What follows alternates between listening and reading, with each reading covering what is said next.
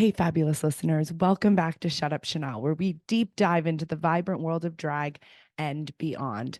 Today, get ready to slay the day because we have a fierce and fabulous guest joining us, none other than my sister, the sensational Trinity Taylor. Trinity, known for her stunning performances, impeccable style, and razor sharp wit, has cemented her place as one of the fiercest queens in the drag universe. From dazzling the runway on RuPaul's Drag Race Season 9 to emerging victoriously as the winner of RuPaul's Drag Race All-Stars Season 4, Trinity Taylor has captivated audiences worldwide and continues to inspire with her talent and tenacity. She's also funny as fuck. Join me, Chanel Perrillo, as we embark on an exhilarating journey through Trinity's extraordinary life and career. From her humble beginnings to her crowning achievements, we'll dive deep into the highs and the lows and everything in between. Get ready to spill the tea, dish on the drama, and bask in the fabulousness that is Trinity Taylor. So, darlings, grab your favorite beverage, strike a pose, and let's dive into this fabulous conversation with Trinity. Stay tuned for a glittering episode that you won't want to miss. And remember, stay connected with us on social media for all the latest updates and exclusive content. I post full videos on my Patreon, and I want you to join the conversation on Instagram at instagram.com/shutupchanelpod. Watch our videos on YouTube at shutupchanelpod and unlock full episodes on Patreon at patreon.com/shutupchanel. Stay fabulous, darlings. Here we go. Shut up, Chanel. Shut up, Chanel. Chanel, shut up. Shut up, shut up. Shut up, Chanel. Shut up, Chanel. Shut up, shut up. Shut up, shut up, Chanel. Shut up, shut up. Shut up, Chanel. Hi. Would you prefer the camera this way or sideways? Let's go sideways. You look fucking amazing. Oh, I was just trying to give you a little faggot. You are giving it to me. Oh my God. Welcome to the stage, Trinity Taylor. Hi. Where are you joining us from, Trinity? This is my office / library in Orlando, Florida. Mm-hmm. Bought at this house like, I don't know, right after All-Stars 4. So that's what I use. Well, that's good. That was a smart investment. Cheers. I see that you have a drink. I have a Diet Coke. I'm gonna have a cocktail later, but not yet. Well, I was like, I'm wearing pink. This is the only pink drink that I have, so might as well. No, you look amazing. Thank you so much for coming on my podcast. I'm so excited to be talking with you. I love you. I love you too. I feel like I've known you from afar for so many years. And then we finally got to meet at like Willam's. I feel like it was like a couple years ago. Do you remember how we met? No, but I mean, I remember meeting you, but I don't remember the circumstances. I just remember it was Willam that introduced us for sure. Mm-hmm. But I don't remember the circumstance. Girl, my memory, I can't, when people hit me up and say they've met me before or like I'm friends with them or I've slept with them, girl, I have no idea. I have the worst memory. I'm a goldfish, literally. Have you always been that way? I don't know. I don't know if it's because, like, you know, my mother dropped me as a child or that, you know, all of this makeup has chemicals in it, girl. I have no idea. I have a really bad memory. I also have bad hearing. And I think all of this is probably a reflection of drag or, you know, God, you know, getting back at me for being queer. Well, I was going to say maybe your career choices. It's absolutely that. Okay. We're all going to hell. I mean, you were Satan for Snatch Game. Yes, I was. What did I name them? They were they, them. Wait, what was it? Lucifer. Lucifer, that's right. Honestly, that's like one of the moments I fell in love with you because my like perception of you were that you were like Queen of Florida. Like I think because I've always had such a fascination with Florida drag, and I think it was because like my like founding fathers of drag were Florida queens, and so I was just always like so enamored with Florida drag. But yeah, I always saw you as this like pageant queen, and I feel like Satan was the first time like even like the viewer got to see that like you were funny as fuck. You know, it's so, I'm so bitter, to be honest. I won, obviously I won that with Jinx, but they cut out so much of my Lucy Snatch Game because I referenced the burn book from Mean Girls a lot, because that was like the whole shtick, because I was like a gay devil. And I referenced so many things from the burn book. I even changed it up though. It wasn't the burn book, it was something else, but it looked just like the burn book. They took all of that out, like all of it. I was like, oh, and that was the funniest part. But oh Wait, well. what's a line that you didn't get to say on Drag Race that you wanted to? I have no idea. I just know I read a lot of stuff from Mean Girls. Mm-hmm.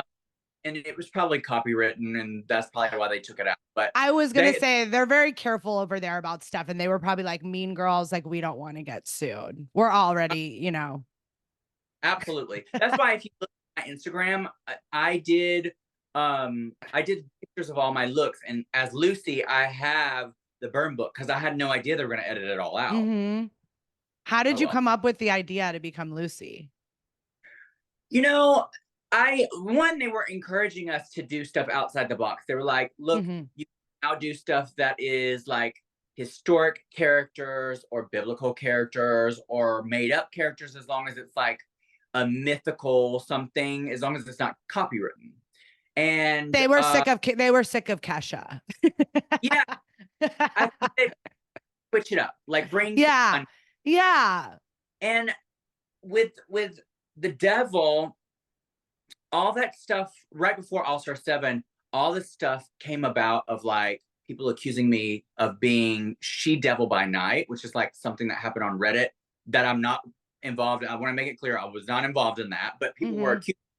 And so it's like the only way to, because I really got upset about it, like because I do drag because I love to do this for fans, and when all of that came about, people accusing me of something that I didn't do, it really upset me, and I got really defensive because it's true.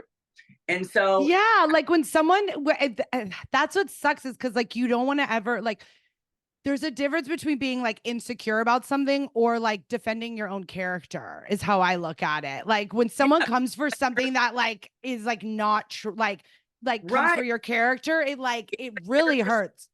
Nation, and like there was no proof, people just started saying stuff, and it was just crazy. And so I was like, you know what, for my own sanity, I have to take this back. I have to, if that's what you're gonna call me for the rest of my career, I'm gonna implement that. And so that's why I did that. Devil, also there was some other stuff too, like I grew up Southern Baptist, and so religion has weighed heavy on me my entire life. And so there was a lot of reasonings why I did that specific character, for sure, and the way that I did the character. Well, it was brilliant. And Snatch Game is my favorite part of Drag Race, and I love like the creativity behind it. And I love when people are like not the obvious characters, and something that like Rue is gonna find fucking hilarious, and like Rue would find that fucking hilarious. You know, the key to, at least for me, I've done it 3 times. I've done 4 characters, and all of my characters I did, like I've won 2 of the Snatch Games, and I was just safe. So I would say the key is finding characters that you can literally just make your humor come out in them. Like it's literally just supposed to be an extension of your humor. That's it. Funny with it. If you're not a comedy queen and you're not like an actress that can do literally everything like Jinx, then find a character that you can relate yourself to somehow and literally just be yourself within the parameters of that character and be funny. That's such good advice. What's a Snatch Game character that you've wanted to do but haven't done yet? Oh, well, the one that I wanted to do that I almost didn't get to do was Caitlyn. So I auditioned. Oh my God, that would have been so good. As No, like I did. I Yeah, did yeah, it. yeah. But Yeah. you know So what I'm I saying. auditioned on season 9 with it. They said Yeah. no, it was problematic. Then Aquaria auditioned on season 10 with it. They told her no. Mhm. Then Brooklyn Heights auditioned with season 11 with it. They told her no. And then All Stars 4, I auditioned again with it. I was like, this is what I want to do. And they said no.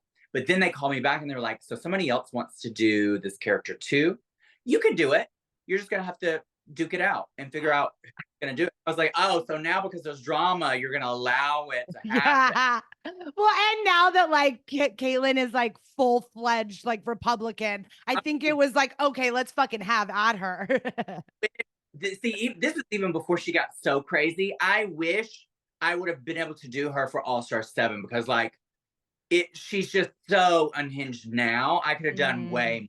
way more. I was like even calm with how I did her. I could have done her, but that was the character that I wanted to do that I almost didn't get to do. But I Mhm. had with Alanis Morissette.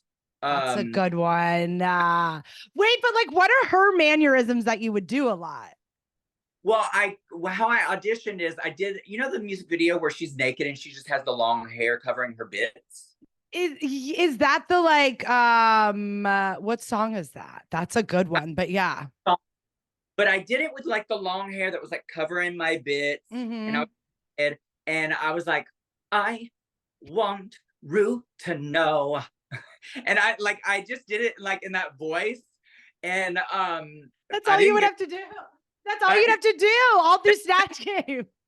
It's just so stupid, and she's very stoic, like Alanis Morissette in that music video, and so I auditioned with her. I also did Jen Crouch, which is the church lady with the big pink hair. Oh, I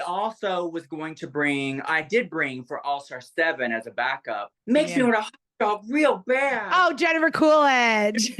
But everybody and their mother has done Jennifer Coolidge. So I was like, there's no way I could do that. Even though I loved it. Like she's such a like boozy aunt. And that's like very my drag. Mm-hmm. So those, She's a Florida girl for sure. she is a Florida girl through and through. She's She would have, so yes. I could see her like at the manor right now, just with like a cocktail. Oh And my like, God. All the gays. The gays are trying to murder me. so good. I also just love people that get a second act. And I always like hope that for people. And I do really think she's like in the second act of her career. And like it just makes me so happy for people like that I know have been like, I think when you're such a strong character, like when she was Stifler's mom, it was so hard to like get out of that. Yeah. And it needed like the time break that it did. And now like there's a whole new generation that's getting to fall in love with her, which is so exciting. Yeah. She is like iconic. And like, I feel like she's more popular now than Mm-hmm. her first original heyday. So good for her. Like I so beautiful. know. And those are like she never like you never know that's gonna happen, you know? And so like I love those kind of stories. It's Yeah. like it's like Raja. Raja's in her second act right now too. Yeah. I'm Raja is always been the queen. You know, Mm-hmm. everybody references Raja with her fashion. Mm-hmm. An So yeah, I icon. got her second time on Drag Race as well. I mean, she's such Mm-hmm. a Oh my God, the best. Like just so fucking cool. Well, you brought it up already. I don't know like any of your backstory, and I'm like so fascinated by people's backstories. I want to know like more. Yeah, tell me like where you grew up. What was it like? What kind of family did you have growing up? So I was raised by my grandparents on my mom's side. My biological mother, I literally came home from the hospital to my grandmother. And my biological mother was in and out of my life when I was younger, but like I never lived with her. I have very few memories of her. She died when I was 8 from complications of AIDS. She was a stripper. She did like drugs and was promiscuous and all of those things, which don't get me wrong, some people can handle that. She could not.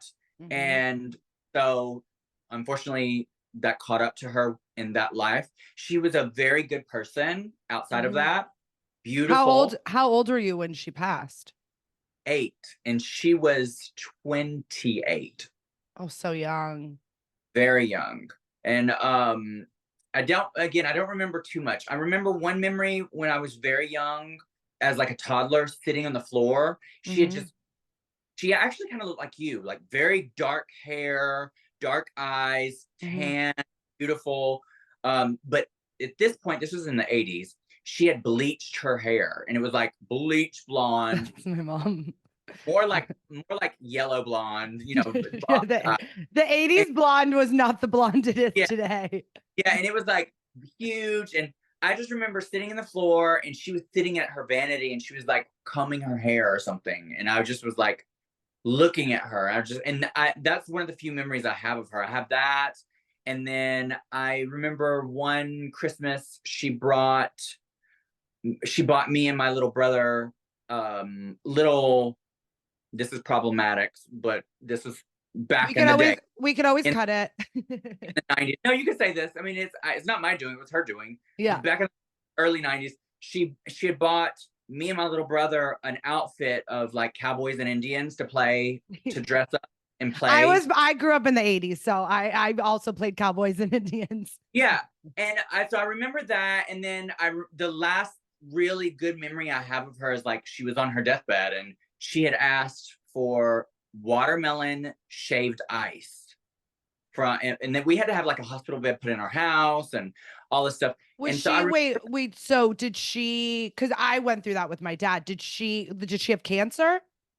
she had cirrhosis of the liver because of, well, not just because, but it was sped up because of AIDS. Okay. And we don't know how she got AIDS. Me and my little brother, after my grandmother found out she was positive, that they took us immediately to hospital to get checked, and we were both negative, so it had to have happened after my little brother was born. And this is like in the early 90s, so this was like it could have been drugs, it could have been sex, it could have been like so many, drugs, sex. I have family members that totally went through that too. But having the bed, so your memories at 8 years old are of like your mom being in a hospice bed in your home. Oh yeah. Well, that's just the beginning of the trauma of like hospital. So she died. I didn't know at the time my biological father, never met him. I knew his first and last name, but that's it. Then my grandmother throughout my childhood had cancer on and off, and she went through all these treatments, and like she would get in remission, it would come back years later, she had to go back through. And then when I was 16, they diagnosed her, this is terminal, there's no more treatment. I had to quit high school, homeschool to take care of, because we grew up poor, and like my grandfather, he had to work in order to pay for her insurance to even survive. And so you were in a house with your grandparents? Yeah. Oh yeah. Like both of them were there? Yeah. Yes. And so my grandmother passed, and I moved out of that. I grew up in a trailer. I moved out of the trailer into and this was in a really small town outside of Birmingham, Alabama.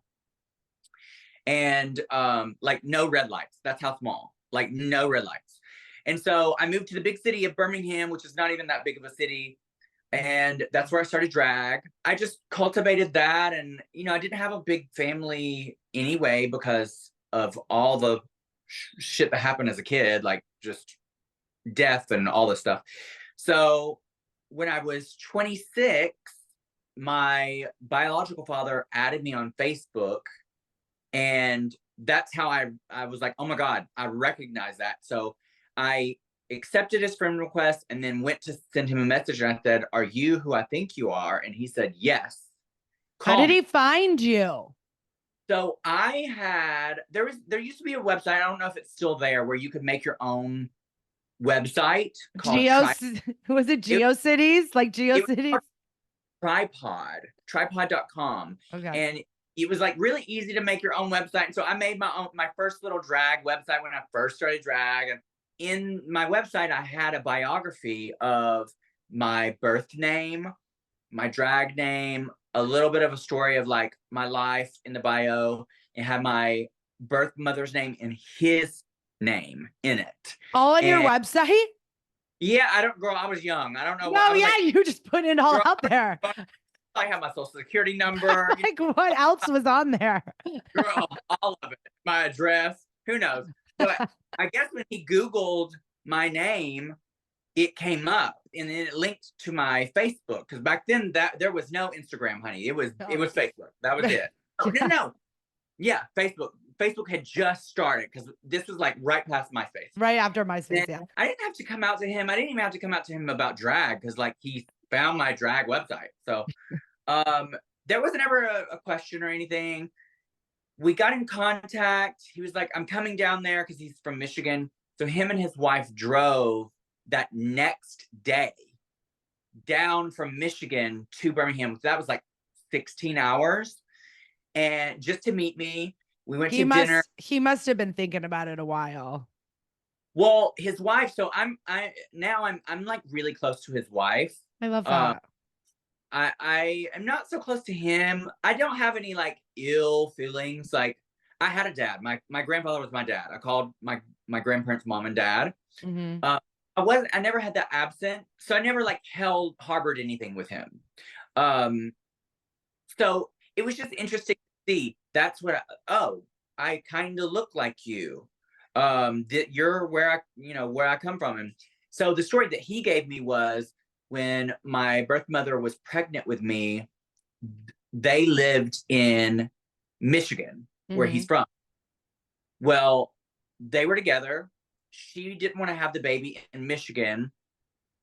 So she was like, I'm going back to Birmingham to stay with my mom and have the baby. He was young. He was 19. And he said, job there. He said, okay, I'll come down when the baby's born. So he stayed in Michigan. She moved back to Alabama. They were still together, apparently. She had me and just dusted him. Like, did not contact him. Like, and back then, like, cell phones weren't really a thing too much. No, if you got someone, I have a crazy story, but I found a half sister on 23andMe because my dad was never even contacted. Like, if you got someone pregnant in the 70s and like didn't have their phone number, like that was it. And if you didn't have their last name, like you were definitely not finding them. Oh yeah. Yeah. That's the amazing thing about like this whole DNA thing now. It's crazy.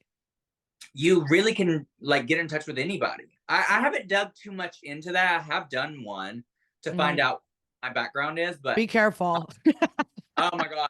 I should probably do some more digging. I would love to like find if I'm related to anybody famous. That might, well, I mean, and now with everything you've told me, I mean, your mom was a showgirl.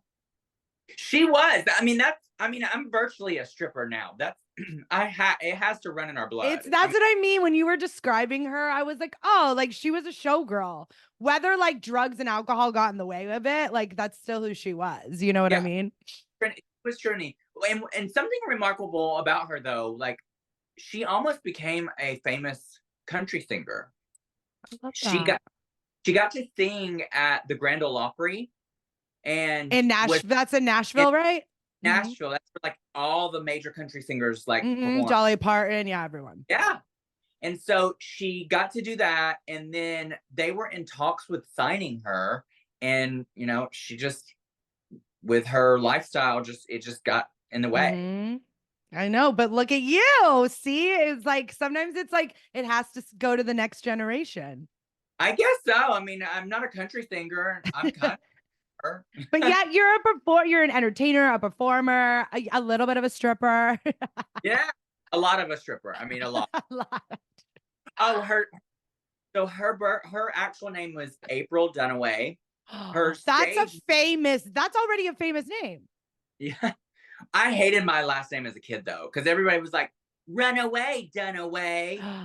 To me, Dunaway sounds so old Hollywood to me, like Faye Dunaway.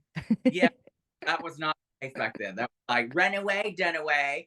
And then Oh, that's so mean. I know. But my mother's stripper name was Bambi. Oh, that's the best stripper name of them all. I fucking love the name Bambi. Yeah, she had it tattooed. I do remember that too. She had it tattooed on her pelvic bone. That's amazing. I love strippers. My dad owned strip clubs when I was a little girl in New Really? Jersey. Oh Mhm. my gosh, did you ever get to go? No, because we moved to San Diego when I was like 6. Like it's so funny. Like my I had this like whole like mob lifestyle as like a tiny little girl. And then my family moved us to San Diego when I was 6 to get away from it. Oh. And then I had like this. So I went from like my dad owning strip clubs and being this like mob guy in New Jersey to like us pretending to be like a suburban family in San Diego. You know But my what? dad would always talk about the strip clubs. And I don't know. I've always been obsessed with strippers. I mean, they're really a lot of them are performers like that, you know. Well, when I first started going to drag shows, that was always like me, like the like cis girl in the audience. I would always say that shit. Like, this is just like going to a strip club, but better. But I'm getting like a real fucking performance. You know what I mean? And you could go to really good strip clubs and get a performance. But yeah, drag and like, and the tipping. Like, I remember my first drag show, I was like, oh, like it's like the same vibe. Yeah, there used to be a strip club in Birmingham. Forgot what it was called, but they would hire local drag queens to come and paint the girls before the show. That's so smart. And so I would go and get paid $20 to paint a bunch of girls, a bunch of drag makeup, and put on their lashes. And they would have like these amazingly long, chunky rhinestone nails and wacky colored hair and, you know, G strings and all this stuff. And yeah, it was wild. Everybody was super nice though. And you know what? I never saw any drugs. I hardly any of them drank. Mm-hmm. They were like, girl, we are here to make money, not spend it. I fucking love that story that you painted strippers in Florida. Yeah. So fucking cool. Wait, okay. So I want to backtrack a little. So you reconnected with your dad. You guys are like, okay, you're more close with his wife, which is awesome that you have like another like female figure in your life. Yes. Yeah. I mean, I don't consider her like a stepmom. Just like I call him by his real name because he just was never a dad to me. Like, you know, you don't need to fake it. Like, that's a thing. Like when he, yeah. Yeah, I'm not going to. I do wish him like happy Father's Day and stuff like that. That's sweet. We just talk here and there. We don't have anything, like absolutely nothing in common. He's like such a man's man. He works for the car unions in Michigan. So he's like super labor, super hardcore, like super manly. Bask. And so we have nothing in common. But I mean I do love him, and I think that I could see that he has tried to connect. Like, you know, he does try. He's very welcoming of me. Like I've brought partners around before. He's never thing or made me feel any kind of way, which has been great. Because you deserve that. That's amazing. So I actually listened to your interview on Monet's podcast. It was a long time ago, but I heard the story about you moving to Alabama and you started working at the clubs there. There was this almost like you would like hop clubs to like get more money. And then all the clubs shut down, except there was like one club left. And then how did you go from working at that club in Alabama to wanting to move to Florida? Like, how did you become Florida queen? Because see, in my head, that's why I love these interviews. Because in my head, like you were born and raised in Florida, been there your whole life. Like I didn't know any of this other stuff. I love it. Well, Florida was like kind of where I became the Trinity everybody knows. Like I hadn't won my national pageant until I moved here. I moved to Florida in 2011. So I was raised in Alabama, started drag in Alabama, and did drag from 18 to 26 in. So this club so everything shut down except for this one club, and they were like, we're not paying you this big fee. You can work for this, or you're not working at all. And so me and the other two girls that were in this like alliance where we did like a drag mafia of this town. And I love that so much. What was the club in Alabama called? Because I feel like I did when I used to tour with the girls nationally. I feel like I definitely went to Alabama. Al's on 7th, but when this happened, it was called the Yacht Club. Okay, I have not been there, but I love that. Yeah, like it was like a hole in the wall. Yeah, I mean, it was a hole in the wall. And the guy was like, yeah, we're not paying you this. This is what you're going to work for if you want to work at all. And so, that humbled our asses really quick. And so we said, okay. And we took that. And immediately, girl, he got us because we had left there to go work at the other club for more money. And when we got hired back, we got hired less than what we were working originally there. And the next week, we were there 1 week. So 4 shows. We did 4 shows.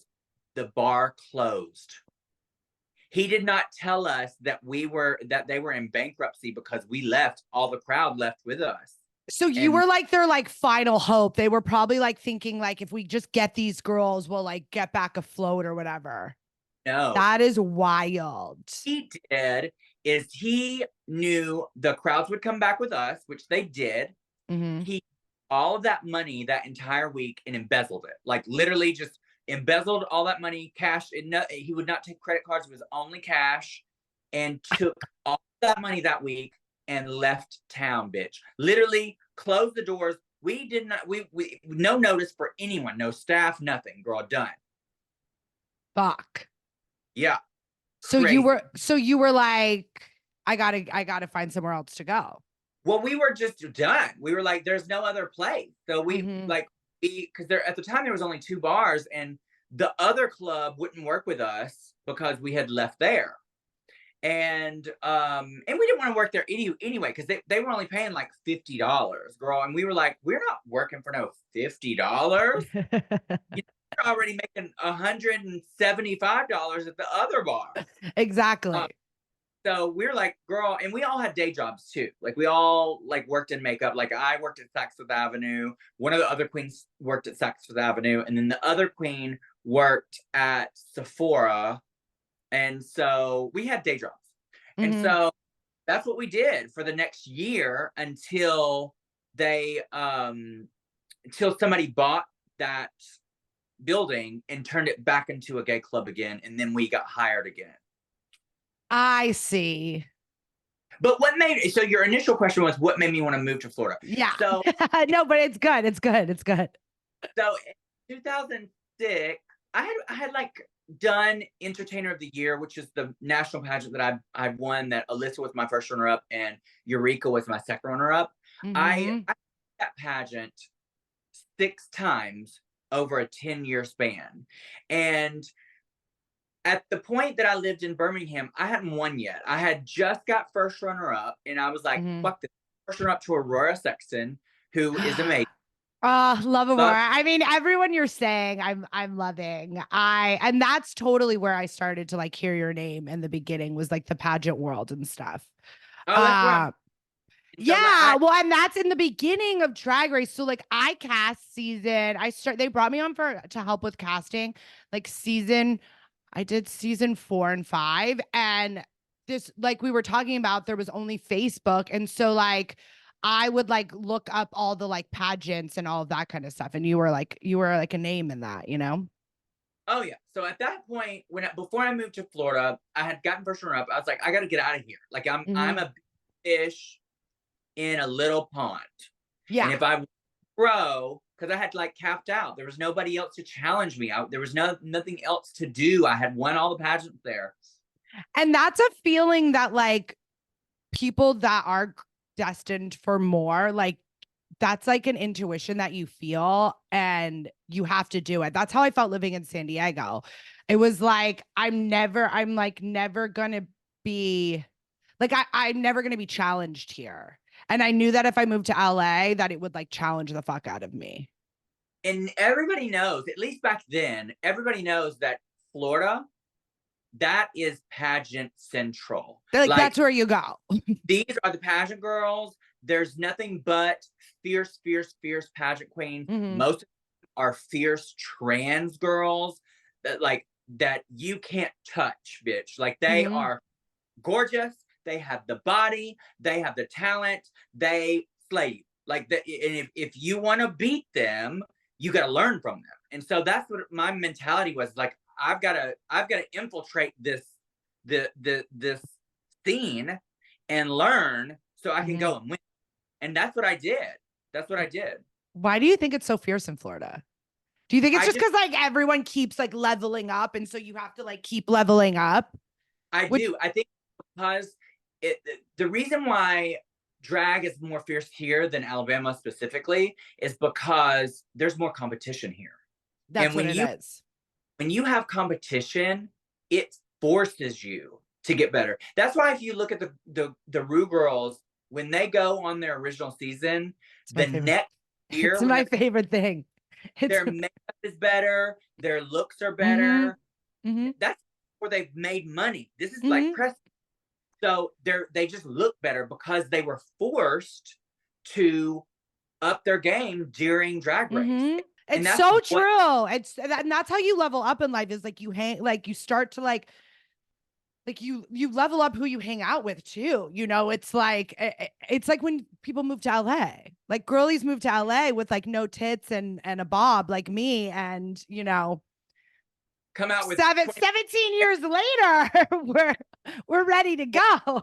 But yes, it's the competition. You know, if I stayed in my same hometown with the same girls I've been looking at since middle school, like I'm not going to level up.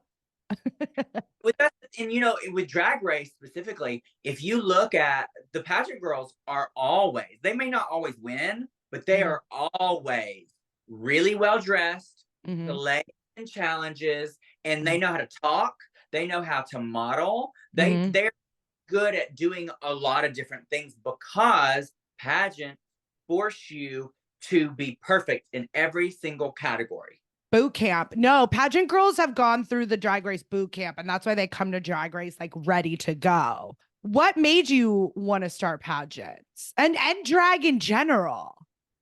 So when I started drag, it was literally I had just moved to Birmingham from Springville. That was the hometown.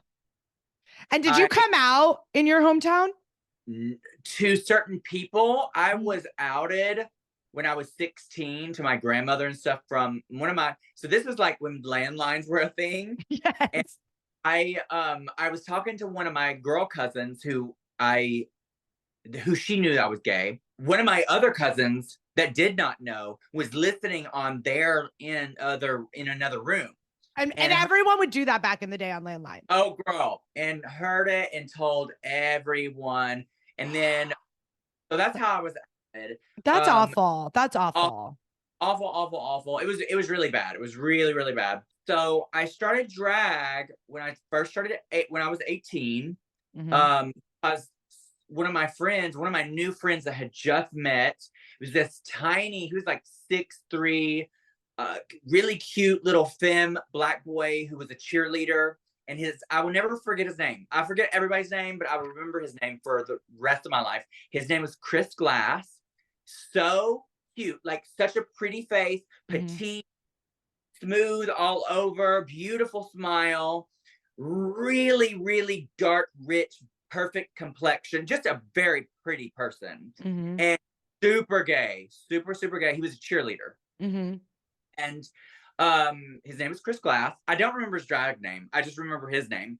And he was like, you would be so pretty in drag. Let me paint you and you do this show that's coming up and I'll help you. And that's how he talked.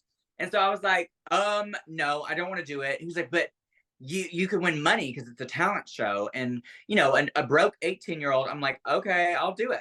And Yeah. so he painted me and I looked awful because he had just started too. So his makeup was awful. So of course and of course I did it on like in some blue jeans and like an off the rack top. It was not costume back then. Okay. This was like before you. Jeans. Jeans. So it was like ripped up jeans, the Britney era. And Okay. Okay. Wait, no, this is sounding hot. This is sounding no, hot. not hot. Awful. And my first song ever was One Day in Your Life by Anastasia. And Anastasia. Oh my I God.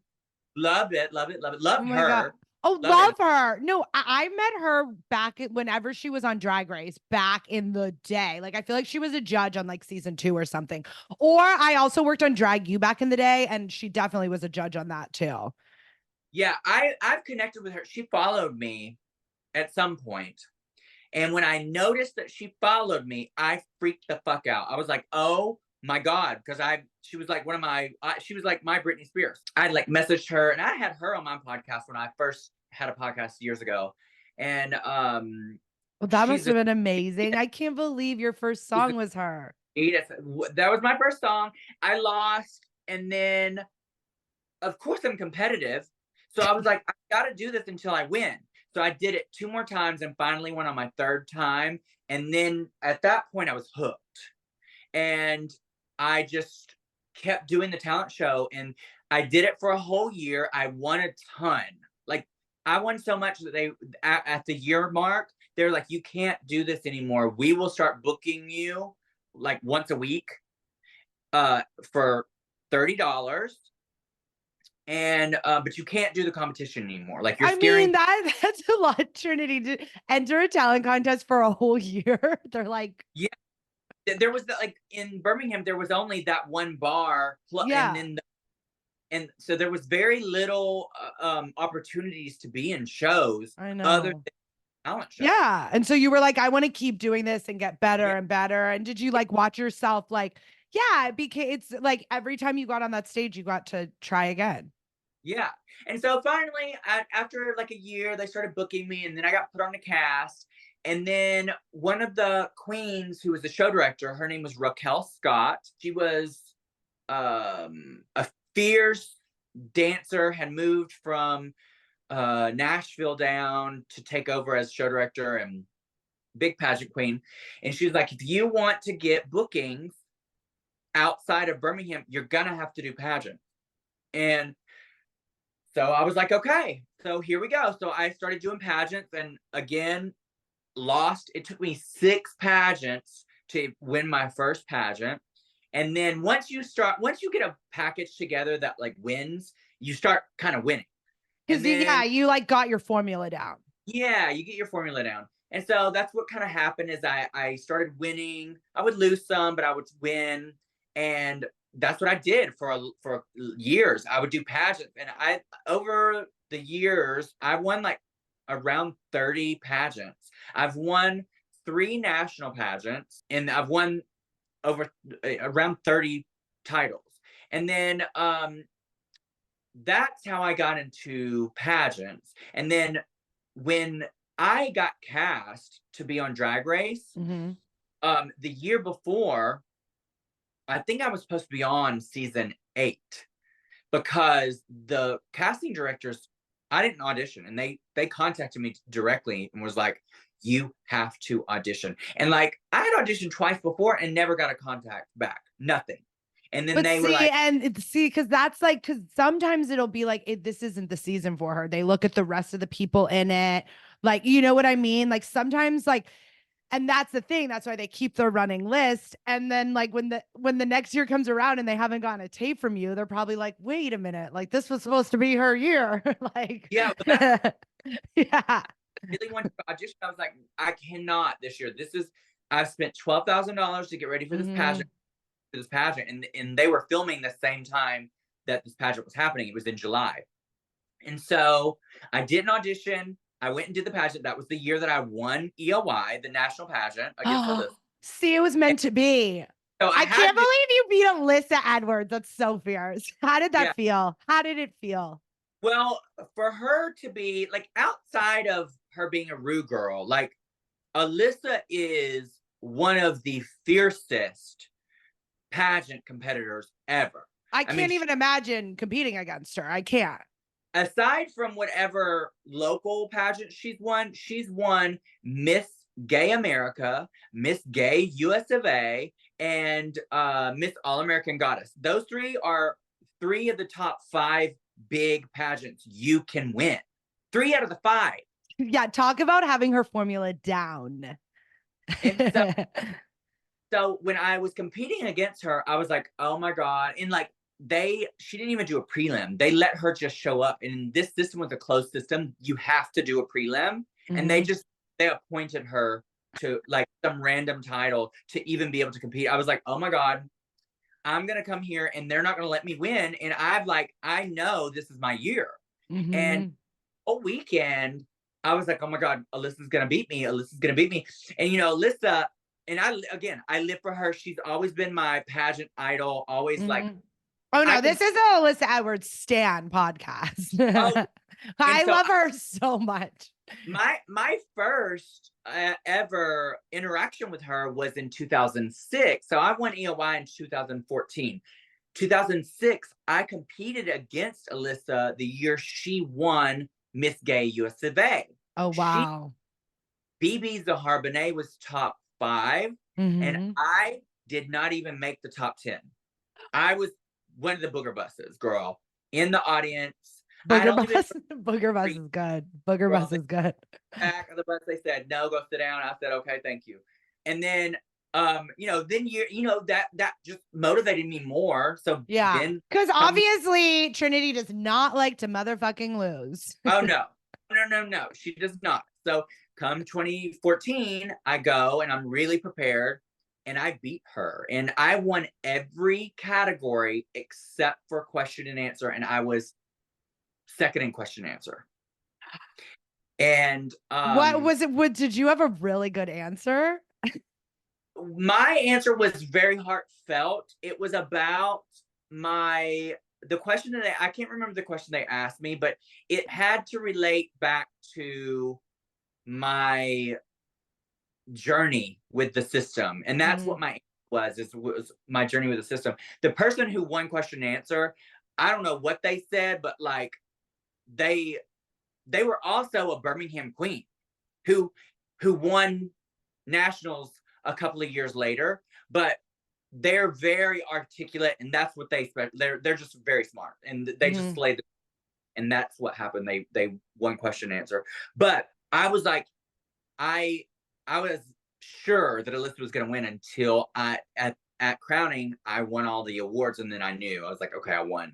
But it felt amazing because not like I beat Alyssa, but more so that it was a full circle moment. She had beat me, and then here I finally reached her level.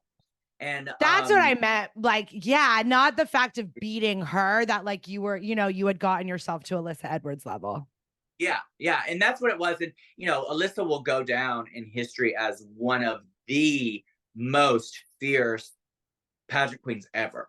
I know. I feel like she could have her like own pageant at this point in her career. Oh, girl, she would come to do that because I don't even think she would do that because Alyssa. One thing about it is about Alyssa, honey. She is not a pageant where Alyssa Khan chase down a bunch of other queens. No, but she would have, if she had a pageant, it would be called Miss Alyssa Edwards Pageant, and it would be 5 categories of Alyssa being the only contestant, modeling, acting, dancing, singing in each category, and then her crowning herself at the end. That's what the pageant would be, bitch. That's a movie for sure. It's for sure a movie. What's like been like the highest moment, like highest achievement that you're like most proud of in your career? Was it winning All Stars? No. So that was obviously amazing. Proudest achievement is what I wanted to say. What's your highest achievement? What's your proudest achievement of your career? I really look at Drag Race as, I feel like Drag Race is kind of, and this is me being very blunt, Okay. You don't necessarily have to be the best queen ever to get cast on Drag Race, because let's be real, they do cast girls to go home early. That's just the name of the game. It's a TV show, you know. It's a TV show. And so that to do that is not really an achievement. It's kind of what you do with it that makes it's a platform. It's a platform of Now it is amazing. I'm so grateful to do it. I'm so proud, and I love Drag Race. I will always, be a fan of Drag Race. I'll always support Drag Race, everything. But achievement, meh. I mean, look at some of the girls that have been on there, girl. Okay, let's be real. And but my biggest achievement was winning EOY, because I worked so hard for so many years. It was taking the judges' critiques year after year after year, and they had the same judges a lot of the time throughout that time period. So I really got to know the judges and took everything they said, and every year built up till I checked all the boxes. So that was probably my biggest achievement.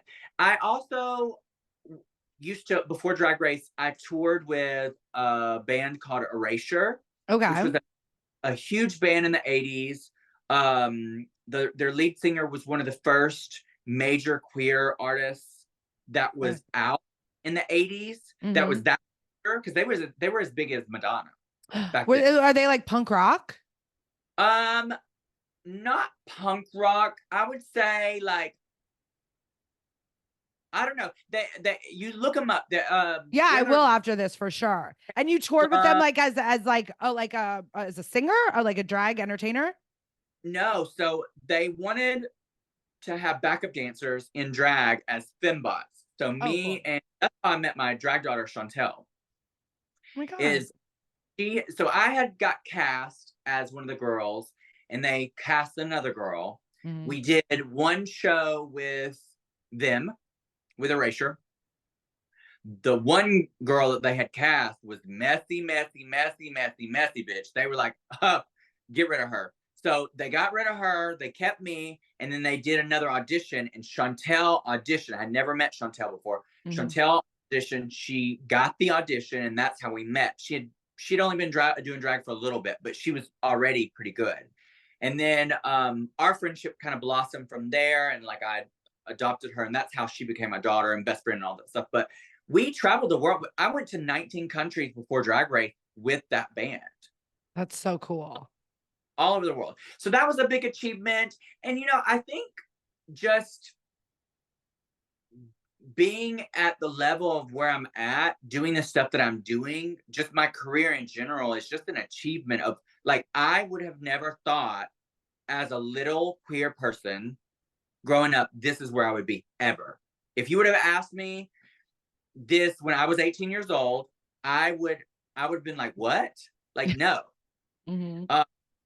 So yeah, I mean, definitely EOY was my number one for sure. But Drag Race is up there for sure. For sure. But that was like the one that you had you had blood and sweat your whole like career to get to that. I paid a bunch of people to make my stuff for me, and I went on, and it's kind of a gamble, really. You never know what's gonna stick, and a lot of it is editing, and a lot of it is if other girls do worse than you.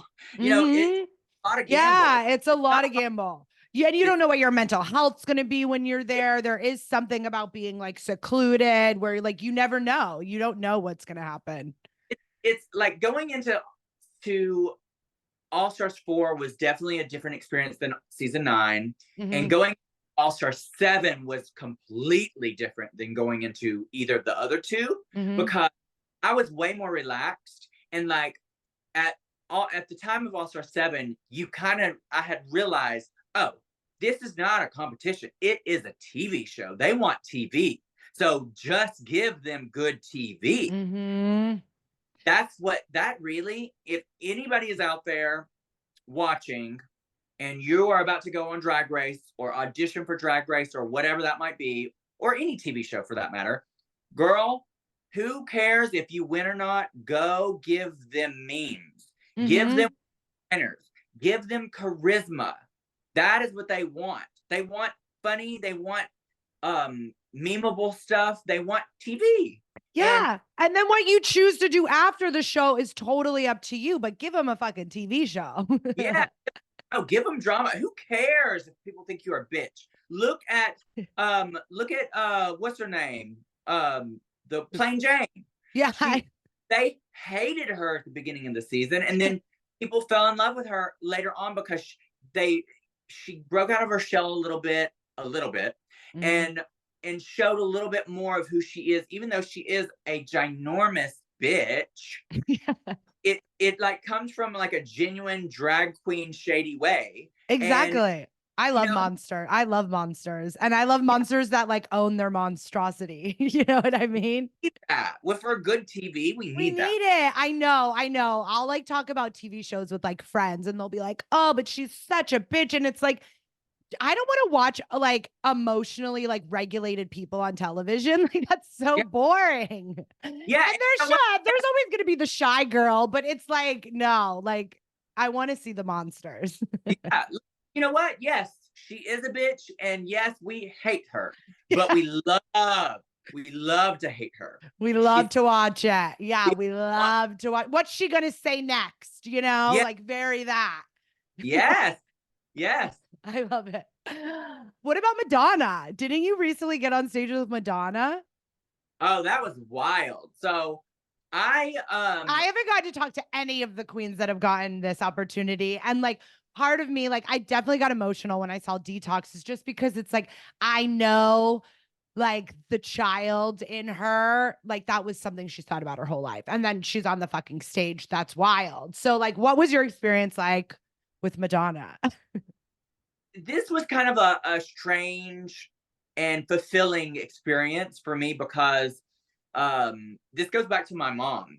So Madonna partnered with the AIDS Memorial Instagram.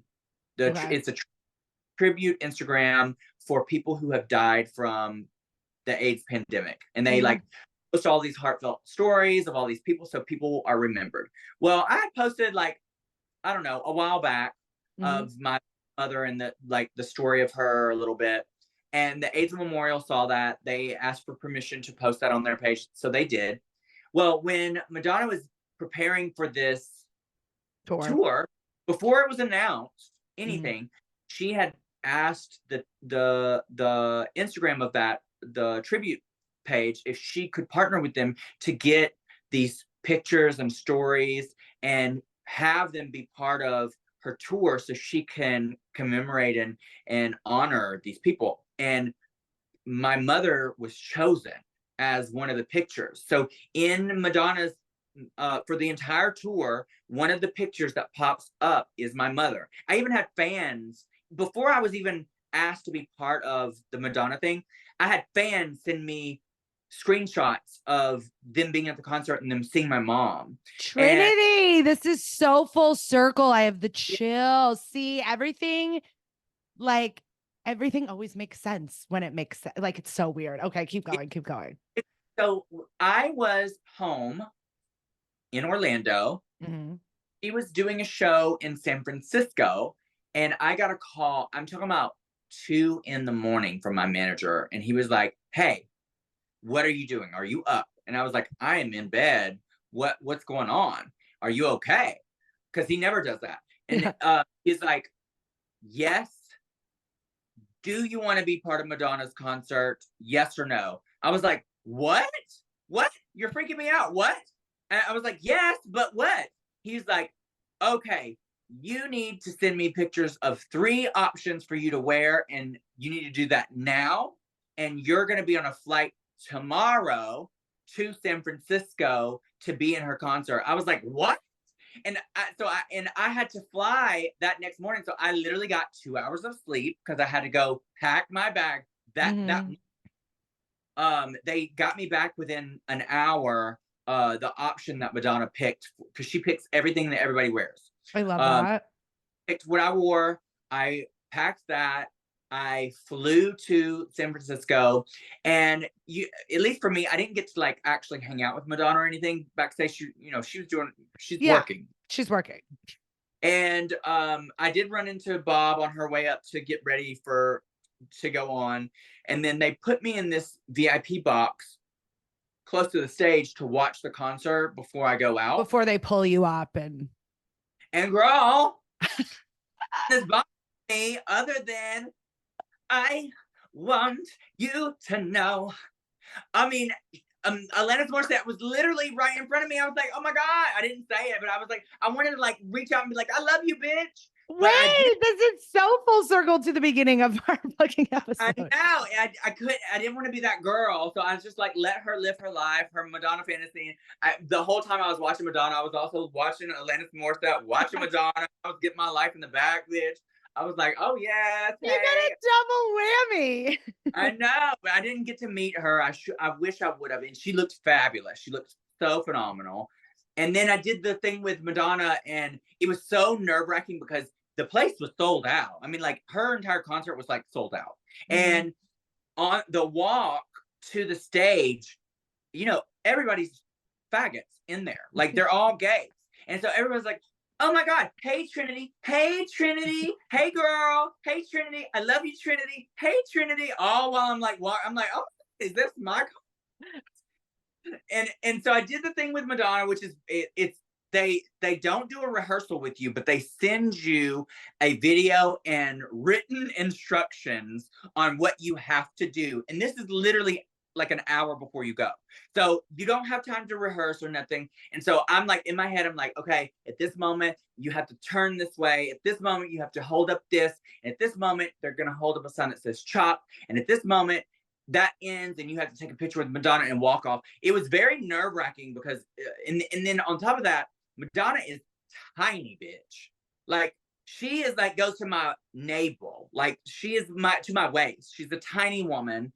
And for her to be 875 years old, she buzzed around that stage with so much vigor and costume changes and choreography and sounded amazing and attitude, and she was funny, and it just was great. It was such a fabulous, fabulous experience for sure.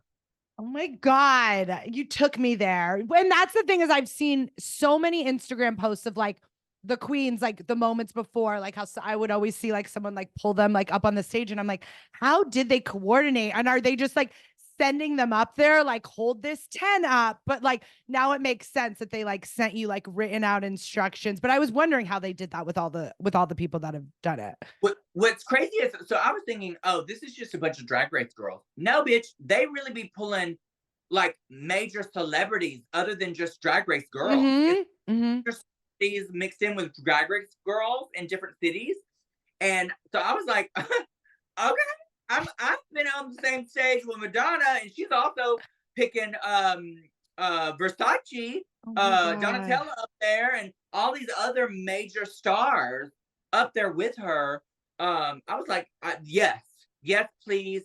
I love to be included in this. Oh my God. And then the connection with your mom is just, it's amazing. Like she was there with you. She was for sure there with you. Your mom's super proud of you.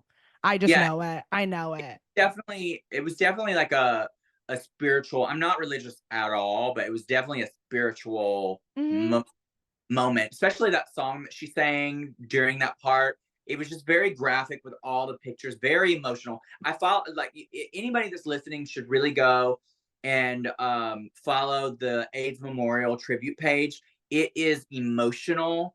Every single time I see one of their posts and they post at least once a day of someone's story that has passed from AIDS, and it's all kinds of stories, all kinds of people, all kinds of walks of life, all time periods from like the 80s till now of people past. And it's very sad, it's very heartbreaking, it's also very heartwarming because some of the stories, because it's all from the point of view of the person who knew that person. Wasn't April Dunaway died 1993.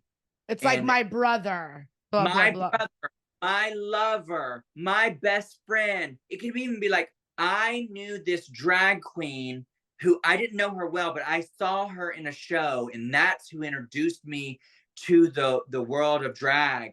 And she died, this and this and this, and her, this is what I remember about her, and like she made me feel this kind of. So they really, every story is like so captivating, and it's super important not only to remember these people whose lives were taken way too short, but also, people need to get past this stigma of what AIDS is. Like, I feel like everybody has this, not everybody, but people that don't understand have this ick about what AIDS is, HIV is, and need to be more educated. And that's what's unfortunate about our educational system. They're not going to teach you this. So, seek it out yourself, teach yourself. Google is your best friend. Learn. Gay history is so important. So important. It really is. And learning what AIDS is and what HIV is, and you can't get it if you're undetectable. You can't pass it on if you're undetectable. You can't get it from a kite. I hear, like, I've heard some like people recently like even say something like that before, like within the last 10 years. And it's like, no, like you have to do research on it. Yeah, for sure. But such a great Instagram page. I'm going to follow them. Thank you so much for educating me on this. Yeah, it's really fabulous. Like, you're going to cry.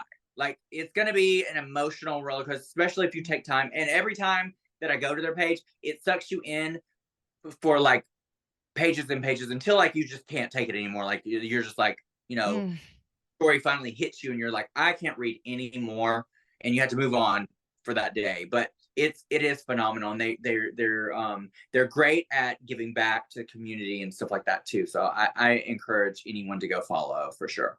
I'm gonna go follow. What's next for you? You've set your goals, you've achieved them. Like, what are we competing at now? Like, what's next for Trinity Taylor? Is she gonna compete again? Oh, I'll never do another pageant. But on the pageant note, this is another full circle moment. We're just doing a bunch of full circles here. Hey, meant to be. I know. So I now, as of this year, am 1/3 owner of National Entertainer of the Year. I now own a pageant that I competed in for so many years. The owners are quite up there in age. Like, they're almost 80. And so it's almost your pageant. Well, it is my pageant. I'm one of 3 owners, but they wanted to make sure that they entrusted it with someone who loved the system as they do, and to continue the legacy once they're not around. I was gonna say, like someone they trust to keep their legacy alive. Yeah, and it's been around since 1990. Like, this pageant has been around forever, and they've had some phenomenal formers. Like, Erica Andrews is one of our formers. They've had a lot of Drag Race girls compete. Only 2 have won, which is Nina West and myself. Asia O'Hara's competed. There's so many. I can't even name them. Name them. Girl, it would take all day. Name them. Wait, do you know? You don't watch Real Housewives, do you? No, I don't. What is that?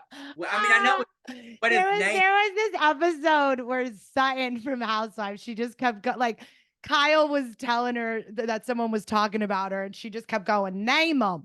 And like Kyle was like, no, I'm not. And she just kept going, name them. I need to watch this. Everybody talks about it, and it looks like it would be You need to start from the beginning. I just did a rewatch where I started at season 1, and like season 1 of Beverly Hills Housewives is like, it's like art. Like, it's before like there was certain rules about what they could film and not film, like, and people didn't really know the like formula of like how to hide like, I don't know. It's just so good. You should watch it. It's dramatic. They need, this is something I don't understand why WoW hasn't done this yet. They have not created a show. I guess they kind of have that Vegas documentary behind the scenes kind of housewife show with the girls from The Work the the World. Is that not yeah, Work the World? That's what it's called, right? from the Vegas From the Vegas show. Yeah. but it seems a little scripted, like they plant storyline. I want them to do like a Big Brother and put a bunch of these whores in a house, lock the doors, lock the windows, put cameras in the corners, and just let people live, bitch. We were talking, I mean, I've been talking with people about this for 14 years now because, which is crazy. But yeah, like I always thought that would be so smart. Like right after they're done with Drag Race or something, just go like throw them in a house. So it's like, you know what I mean? Well, Because you know, people, why don't you start it? I know, I really should. We Yeah, need a it doesn't. drag house. We need a drag house, but I get to Yeah. stay in the house. No. There's a name for the show, Drag.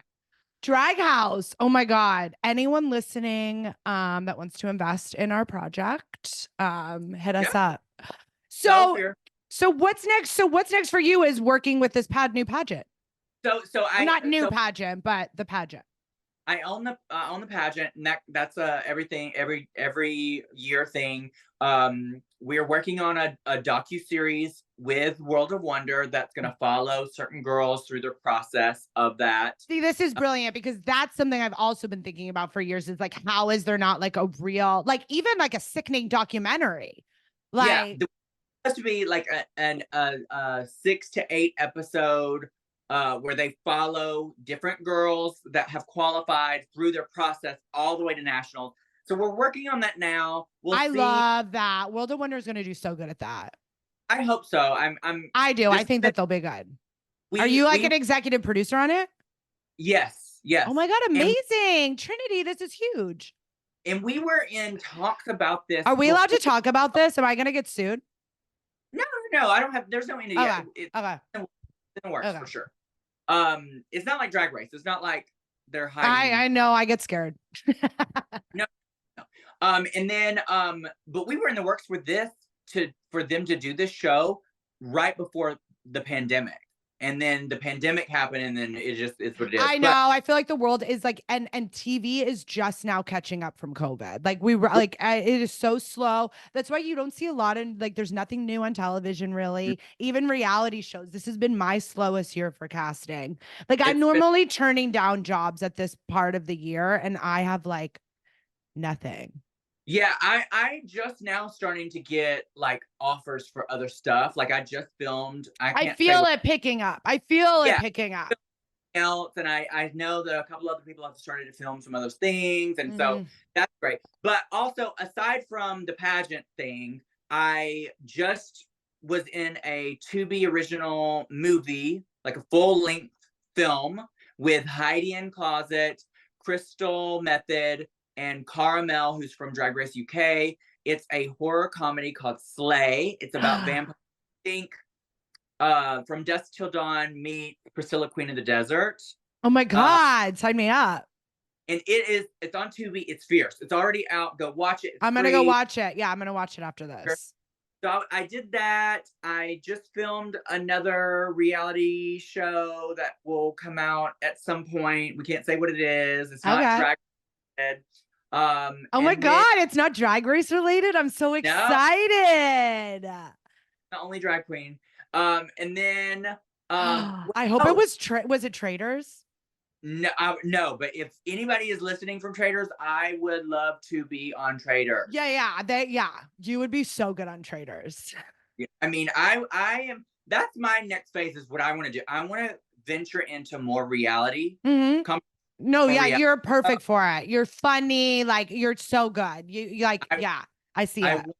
I want to do more of that. But I'm releasing June 1st a full-length album called Cinematic, and it is based around the 7 deadly sins. Love that. My first single featuring Jujubee a couple weeks ago, and you can watch the music video now on my YouTube. Okay, amazing. Oh my God, Trinity, it was so much fun to catch up with you. Thank I you. know. We like went a while. We've been talking for like an hour and 15 minutes, but I could keep going. I could keep going. I seriously, there's so much more. There's so much more. Well, no, I'm gonna have you on again eventually. You know what I mean? I wanna like keep bringing like girls on. It was so much fun catching up with you, and I feel like we went like full circle. Like I feel like I really know you now. Oh, well, good. I'm gonna be in LA this next week. I don't know where you live or what you have going on, but maybe if we can get together or go have a drink or something. I'm right in West Hollywood. Let's totally go out. Okay, I would love that. Yeah. Oh my God. I like to end every episode with you telling me to shut up. And then we're good to go. Okay. All right. Are you ready? Action. Oh my God. Shut up. Say shut up, Chanel. Okay. Oh my God. Shut up, Chanel. That was great. That was perfect. Oh my God. I had so much fun with you. And I'll see you next week. Yeah, same. Keep in touch. I love you.